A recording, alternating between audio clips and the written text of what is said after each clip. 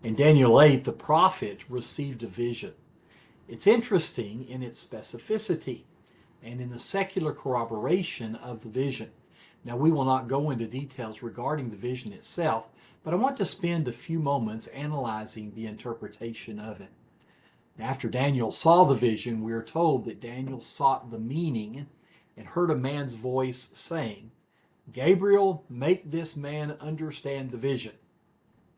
And this is when the angel Gabriel approached Daniel, who was prostrate, but at Gabriel's touch, he stood upright. Well, Daniel's vision was about the future, and Gabriel named by name both the Medo-Persian Empire, which Daniel lived to experience in part, and the Grecian Empire, which came after Daniel's death. Daniel was taken into captivity by the Babylonians. He witnessed the fall of that empire by the hands of the Medes and the Persians. He was taken into captivity by Nebuchadnezzar, and his book of prophecy records his last vision as happening in the 3rd year of the reign of Cyrus of Persia. Gabriel told him, quote, the ram which you saw having 2 horns, they are the kings of Media and Persia. Now, secular history corroborates this timeline, recording the Medo-Persian Empire as extending from Babylon's fall to their own demise at the hands of Alexander the Great, the Grecian Empire. The Medo-Persian Empire lasted about 228 years.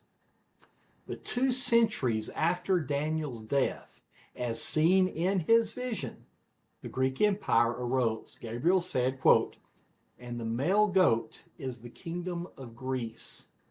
The large horn that is between its eyes is the first king. As for the broken horn and the 4 that stood in its place, 4 kingdoms shall arise out of that nation, but not with its power. That's verse 22.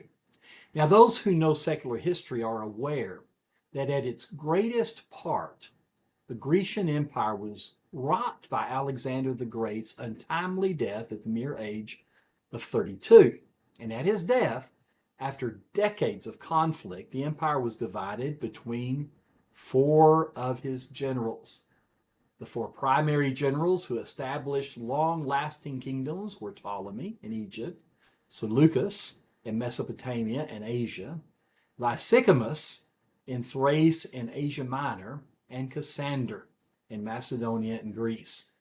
Now, as explained by Gabriel, no kingdom retained the power of the initial empire at its beginning.